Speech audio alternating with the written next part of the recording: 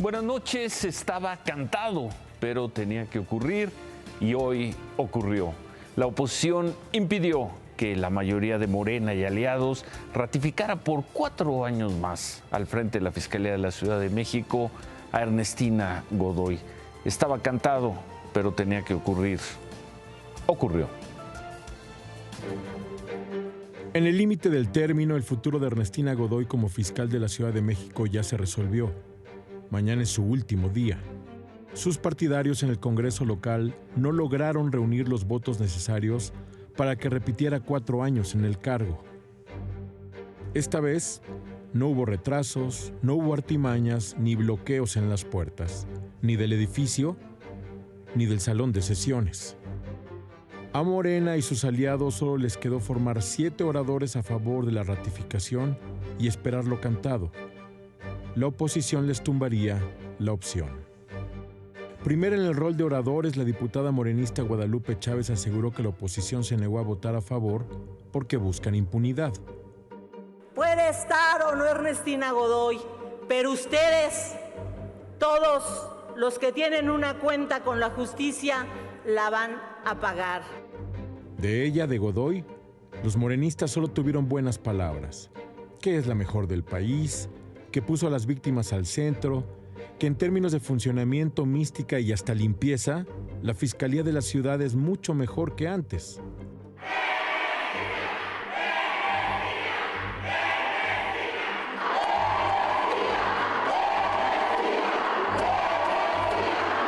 Desahogada la lista de oradores, llegó la votación. 25 en contra de la ratificación, 41 a favor. El número necesario de 44 votos no se alcanzó. 2 diputadas priistas votaron fuera de su bloque, a favor de la ratificación de la fiscal. Mónica Fernández y Wesley Jiménez. Solicitaremos ante la Comisión de Justicia Partidaria del PRI se inicie un proceso de expulsión a las 2 diputadas que votaron de forma contraria a lo dictado por la Comisión Política Permanente, escribió en su cuenta de X el presidente del partido, Alejandro Moreno. La no ratificación de Ernestina Godoy fue celebrada e interpretada como la primera piedra en el zapato de Morena. Así lo vio Guadalupe Acosta Naranjo. Emilio Álvarez y Casa lo llamó el primer derrumbe de los morenistas. Ya se siente el cambio, escribió el presidente del PAN, Marco Cortés. Y desde la tribuna del Congreso local, la diputada y secretaria del PRI en la Ciudad de México, Tania Larios, lanzó su apuesta. Y que desde aquí se sigan cosechando más derrotas para que terminemos con la derrota de Morena el 2 de junio en la Ciudad de México. ¿Había necesidad de hacer tan largo esto? ¿Por qué finalmente se llevó a Ernestina Godoy a esta situación? Desde principio de diciembre era muy claro que Morena no iba a obtener los votos y finalmente hoy ocurrió lo que estaba dibujado. Ernestina Godoy terminará mañana su cargo como fiscal de la Ciudad de México. Por cierto, tras conocerse la votación, Ernestina Godoy publicó este mensaje en redes. Dice: mañana y con el altar a la patria de fondo, rendiré mi cuarto informe al frente de la Fiscalía, donde compartiré todos los avances y logros que hemos realizado en estos 4 años de transición. Y esto va a ser a las 10 de la mañana. ¿Quién se queda en la Fiscalía de la Ciudad de México? Se queda Oliver Ariel Pilares, quien es el coordinador general de investigación territorial. Una de las diputadas que votó en contra de esta ratificación fue la diputada del PRI, Guadalupe Barrón. Ella denunció que ayer, en la madrugada, su camioneta fue baleada afuera de su casa. La camioneta de la diputada recibió 6 disparos, pero pues nadie se encontraba ahí. Ahí está ella. Además, la diputada denunció que recibió mensajes en su teléfono con amenazas a su vida y a la de su familia. Tuvo esto que ver, fue una presión, fue una intimidación previa a que ella votara en contra de la ratificación de Ernestina Godoy. Pues no se sabe y difícilmente se sabrá, pero queda esa imagen. En Los Mochis, en Sinaloa, Xóchitl Gálvez, la precandidata de la alianza PRI-PAN-PRD, felicitó a los diputados de la oposición de la Ciudad de México. Y permítanme hacer un paréntesis para felicitar a nuestros diputados de la Ciudad de México que hoy no ratificaron a la fiscal carnal Ernestina Godoy. Hoy hay una gran derrota para la amiga de Claudia Sheinbaum. Hoy Claudia Sheinbaum quería imponer a una fiscal que no ha hecho su trabajo, que no ha investigado los feminicidios, que no ha acabado con la delincuencia en la Ciudad de México y lo quiso hacer amenazando. Este gobierno amenaza, intimida cuando no puede lograr las mayorías. Así es que vayan midiendo lo que viene. Lo que viene es una elección de Estado. Es una derrota de Claudia Sheinbaum, como dice Xóchitl Gálvez, pues quién sabe. Quién sabe. Lo cierto es que el proyecto de Ernestina Godoy de alguna manera continuará con las personas que se dice se mantendrán en sus cargos, pero ella dejará de ser la fiscal. Eso es lo cierto, las interpretaciones, el reparto de culpas. Hay personas que están dentro del propio Morena señalando que el jefe de gobierno de la ciudad, Martí Batres, no hizo todo lo que podía hacer. Pero bueno, Ernestina Godoy deja de ser la fiscal de la Ciudad de México.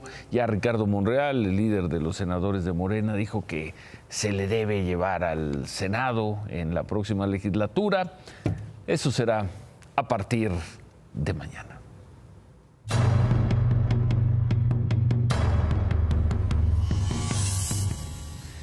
Y se van sumando los días, se van cumpliendo las fechas. Hace un mes, el 8 de diciembre, aquí estábamos, fue un viernes, conocimos la historia de la rebelión, porque eso fue una rebelión de los pobladores, una pequeña comunidad en el sur del Estado de México, Texcapilla, y se rebelaron contra sus extorsionadores, contra personas que por años iban y les quitaban parte de su producto, de su trabajo, de su tranquilidad.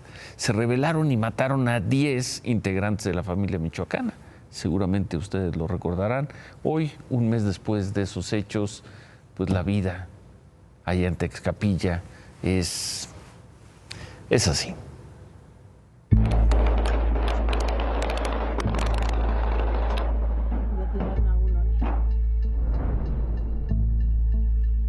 ¿Qué es Texcapilla hoy? Un pueblo en el que las huellas de cuando se rebelaron al crimen organizado aún persisten en la cancha de fútbol. Es un pueblo que se dice unido y al que han regresado la mayoría de los habitantes que se fueron esa tarde y los siguientes días por temor a una represalia del crimen organizado. Es un pueblo que dice estar dispuesto a aguantar el tiempo que sea necesario para que las cosas cambien en la región y no tengan que pagar ni una vez más una cuota al crimen organizado. Porque a pesar de ya no tener que pagar cuotas en el pueblo, siguen siendo víctimas de la operación de la familia michoacana. Porque los precios de los productos de la canasta básica y diversos enseres que en Texcapilla se consumen y se compran en las poblaciones cercanas, siguen vendiéndose al precio que fija el crimen organizado. Por ejemplo, el kilo de pechuga de pollo a 160 pesos, el bistec a 180 y el huevo a 60. Tenemos que vivir con miedo, porque ya no va a ser igual, con miedo, pero le tenemos que echar ganas y seguir adelante. Lo único que pedimos es pues refuerzo y que estén resguardándonos. Esta es la entrada principal a Texcapilla. Desde que uno se para en este lugar, se puede ver el blindaje que mantienen las fuerzas de seguridad en la población. Un blindaje que la población espera y le pide a las autoridades que mantengan por los siguientes meses, ya que la situación de crisis aún no termina.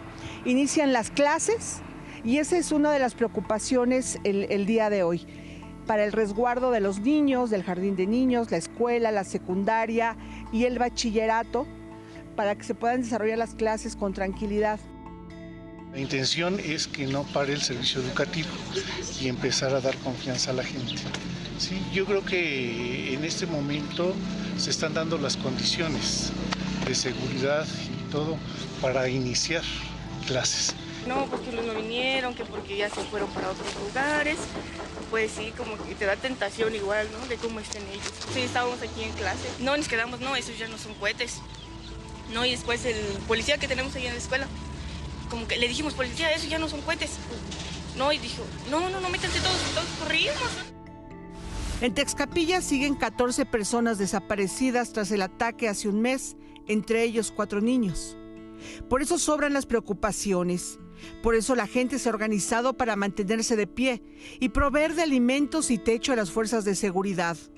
Además de disponer de más de 3 hectáreas de terreno del pueblo para donarlas al gobierno federal, para que levante un cuartel de la Guardia Nacional.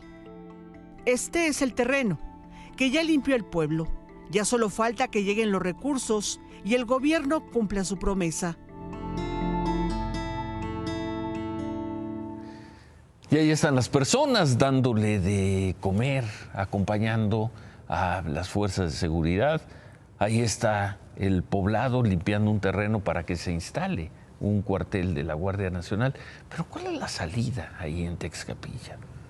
Mantener esa presencia policíaco-militar por años va a ser muy difícil.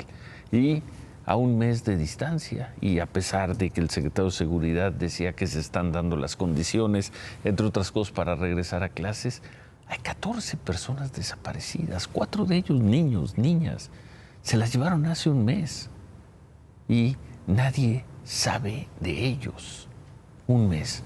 El sur del Estado de México, durante tanto tiempo, se ha hablado de la presencia de un grupo criminal, del grupo de la familia michoacana, y pasan los gobiernos, se van, cambian, y ellos siguen ahí. Y hablando de desaparecidos, la Fiscalía de Guerrero la informó que se encontró con vida, se encontró a 4 de las 12 personas que fueron secuestradas en Taxco entre el 22 y el 26 de diciembre. Son 4 hombres que trabajaban en el relleno sanitario de ese municipio.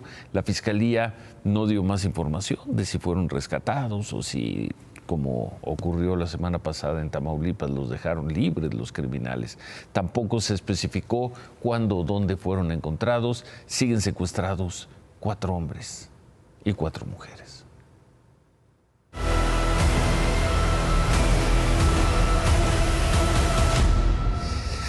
Bueno, y el viernes había mucha duda, había mucha confusión. Nosotros quisimos ser muy cautos con las noticias, pero alcanzamos a informar sobre la denuncia que hizo el director del Centro de Derechos de Víctimas de Violencia, se llama el Centro Minerva Bello. La denuncia la hizo el sacerdote Filiberto Velázquez sobre que se había dado una masacre en la Sierra de Guerrero, en el municipio de Heliodoro Castillo. El fin de semana hubo más información y sí hubo una masacre. La autoridad dice que no fueron 10 las personas asesinadas, que fueron menos, pero los hechos, como los perfilamos aquí el viernes, ocurrieron.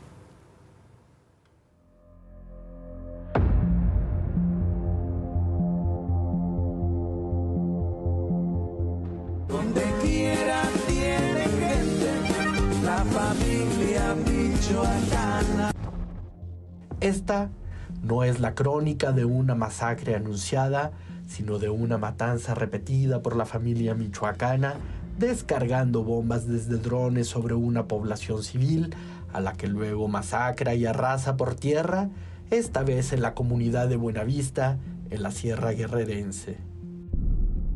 El terror difundido en redes sociales durante el viernes se confirmó el fin de semana. Hoy, el Ministerio Público reconoce 6 víctimas fatales sobre las que no intervino por el impedimento de las familias, pero, según los habitantes, son 10 los muertos considerando cráneos, torsos y extremidades recuperados de la camioneta que luego fue quemada, además de 15 desaparecidos. La matanza de Buenavista Ocurrió a 2 o 3 horas de Tlacotepec, residencia habitual de Onésimo Marquina, líder del cártel de la Sierra o Los Tlacos, con existencia principal en los municipios de Leonardo Bravo y Heliodoro Castillo, pero cuya importancia se explica en que aquí se ha producido, hectárea por hectárea, la mayor cantidad de heroína consumida en Estados Unidos desde hace décadas. Bajo la pobreza extrema, los campesinos de La Goma han debido pelear una y otra guerra así o menos apertrechados, armados y en buena parte así alimentados, de ahí que quienes los asesinen los insulten llamándoles guarachudos. Aquí se sembraba pues antes amapola para la goma de opio, pero pues nos piden que seamos, que recurramos a otro tipo de siembra. Le optamos por el aguacate, pero pues desafortunadamente nuestra comunidad pues está asediada por grupos que han querido nuestras tierras. ¿El por qué? Pues porque hay mucha riqueza aquí. Hemos parado. Nuestros árboles pues estuvieron en producción y no se pudo cuidar, no se pudo sacar la producción, mucho se perdió, y esto es lo poco que yo pude salvar de alrededor de 300 árboles que ya están produciendo. ¿Cuántas huertas son en el durazno? Alrededor tenemos de unas 80, no sé, más, menos, pero son personas que han querido cambiar su forma de ganarse la vida, ya no con la goma. Ya no con la goma de opio, sino con otro tipo de... Pero pues no se pudo. No se puede. No es que no se pudo, no se ha podido por lo mismo de que tenemos miedo de salir al campo. O sea, el gobierno no los deja con la goma. Ah, no. Pero la familia michoacana no los deja con lo lícito. Con lo lícito, o sea, aquí ya no nos podemos mover para un lado ni con lo ilícito ni con lo lícito.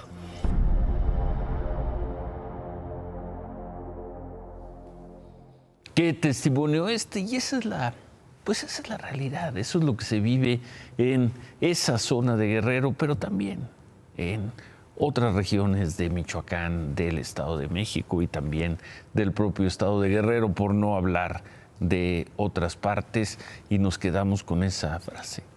El gobierno nos impide sembrar la droga y los criminales nos impiden trabajar los cultivos legales, en este caso el aguacate. ¿Qué más se puede decir ante un testimonio como el que acabamos de ver?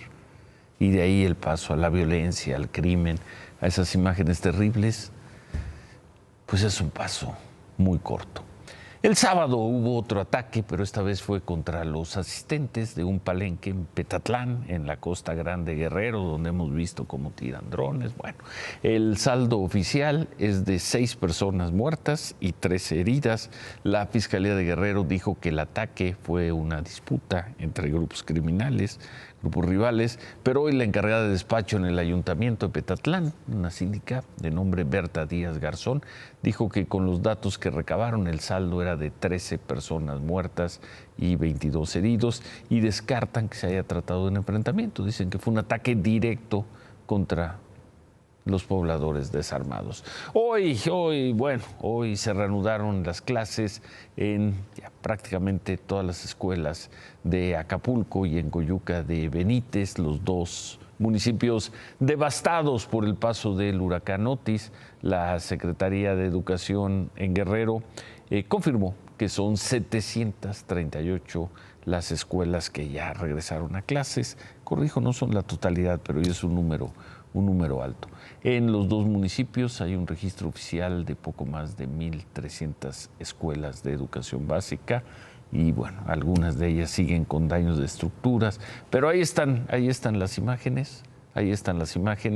Algunos planteles siguen haciendo trabajos todavía de limpieza, pero como sea, poco a poco, y después de un enorme trabajo, de una gran inversión, de mucho dolor, de mucho sudor, poco a poco Acapulco levantando después de la desgracia. Respecto a amigo Julio, la verdad, todas las cosas que ha dicho, que sigue ofendiendo, lastimando a su esposa, a mí, todas las pendejadas que dice, la verdad mucha gente me pregunta por qué no lo ayudo. las leyes en Estados Unidos son muy diferentes y si voy por él me pueden meter a la cárcel y es como un secuestro. Entonces lo único que le quiero decir es que le deseo un feliz año nuevo para todos y decirle a mi hijo Julio que lo quiero mucho. Dios te bendiga, hijo, ojalá Dios quiera y te caiga un rayito de luz. Es un video que fue transmitido el miércoles, hace 5 días, aquí en el programa de Primera Mano, un mensaje que Julio César Chávez, el gran campeón Julio César Chávez, le mandó a su hijo, a Julio César Chávez Jr. Bueno, Julio César Chávez Jr. declaró en un programa en YouTube que obtuvo una orden de restricción para que su padre no se le acercara porque dijo su propia familia quería matarlo. Eso fue la semana pasada.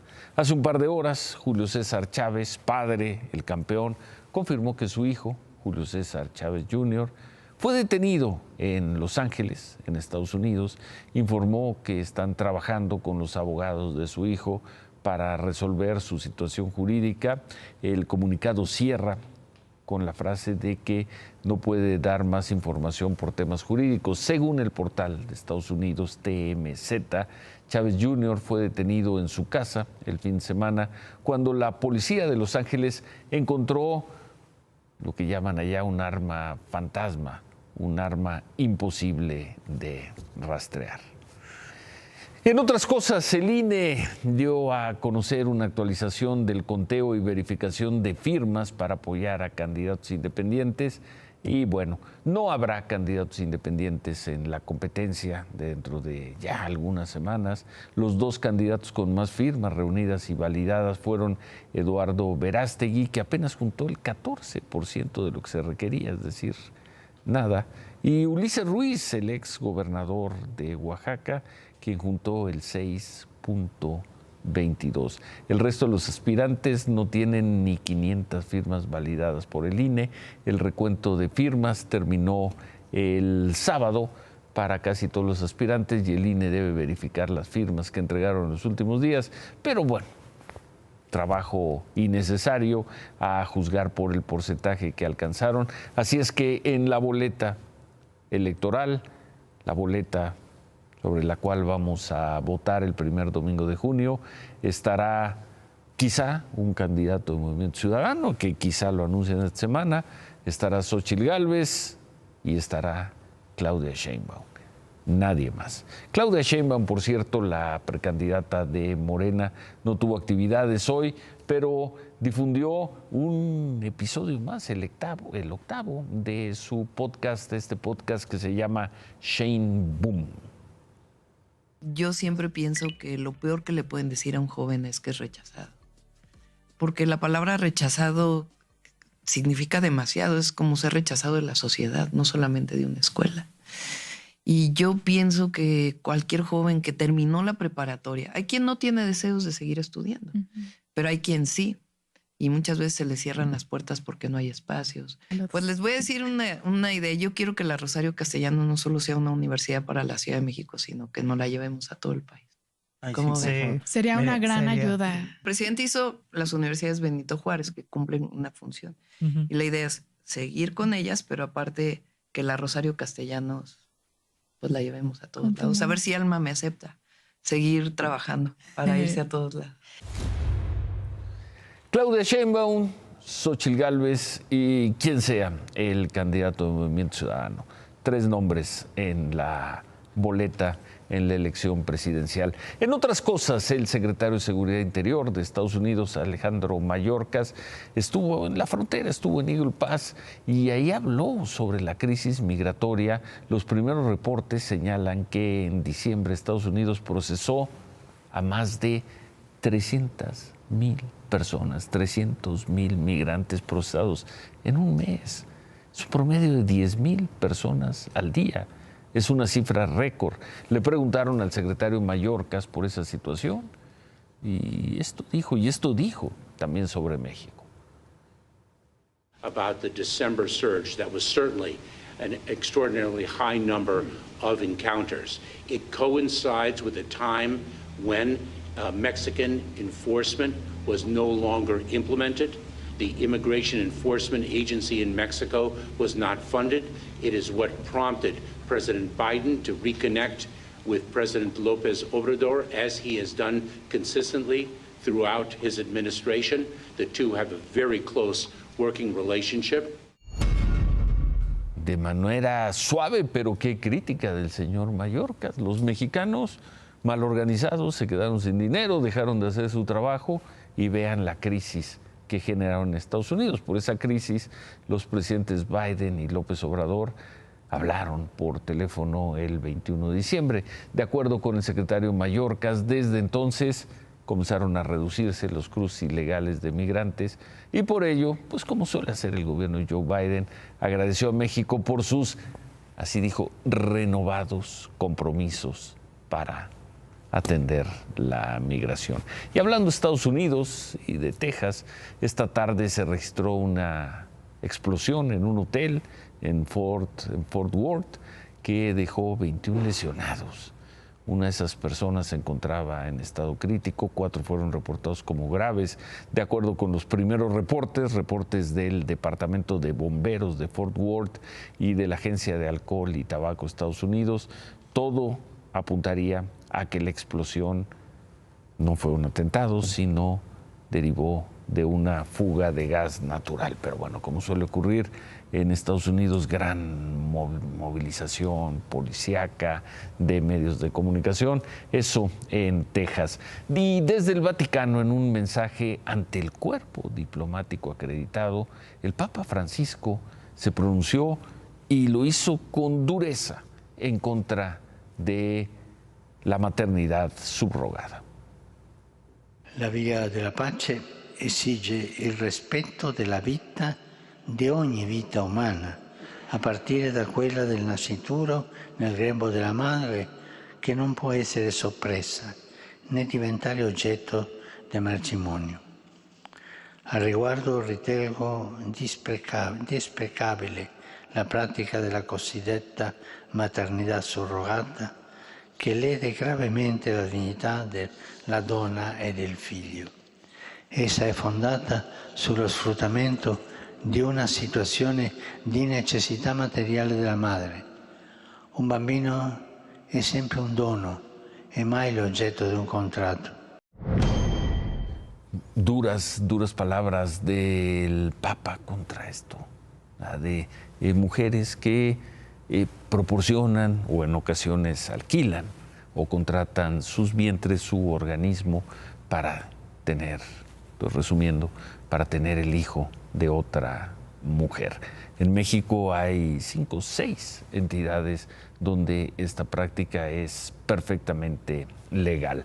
El fin de semana, Aeroméxico tuvo que, otra vez, líneas aéreas, tuvo que suspender de manera temporal las operaciones de 19 de sus aviones, los Boeing 737 MAX 9, modelos parecidos al avión que el viernes tuvo que aterrizar de emergencia allá en Estados Unidos, en el Pacífico, entre California y Oregón. Hoy Aeroméxico informó que ya se encuentra en la fase final de inspección de estos equipos y que esperan que todos se reincorporen a la operación en los próximos días. Aeroméxico ha cancelado 83 vuelos desde el sábado por esta revisión y por supuesto le está pidiendo a las personas que tengan vuelos que revisen de manera muy especial los itinerarios. Por cierto, una parte del fuselaje que se desprendió del avión Boeing fue encontrado en Portland, en Oregón, cayó en el jardín de la casa de un profesor. De acuerdo con las autoridades, pues esto va a ser una parte clave de la investigación.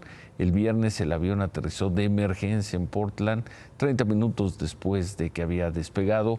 Por estos hechos, la Autoridad Aeronáutica de Estados Unidos prohibió por el momento cualquier vuelo con modelos similares y esto provocó que tan solo hoy fueran cancelados 300 vuelos en Estados Unidos, más la afectación que tuvo sobre los vuelos aquí de Aeroméxico. Bueno,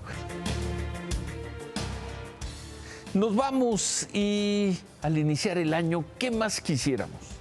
¿Qué más quisiéramos que dejar de hablar, de referir los temas de violencia e inseguridad? Pero eso no es posible, es imposible no hacerlo. La repetición de hechos por casi todo el territorio nacional impone esos temas. Ojalá algo ocurra este 2024 que le dé un giro radical a las cosas. Pero ¿qué podría ser? Después de lo que hemos vivido, después de todo lo que ha ocurrido, ¿qué podría ser? Ojalá, entonces, que al menos esa violencia no dañe de gravedad el proceso electoral en curso. Sería gravísimo, valga la redundancia, sería gravísimo que lo hiciera. Se quedan con ¿Qué importa? Gracias, buenas noches, ánimo.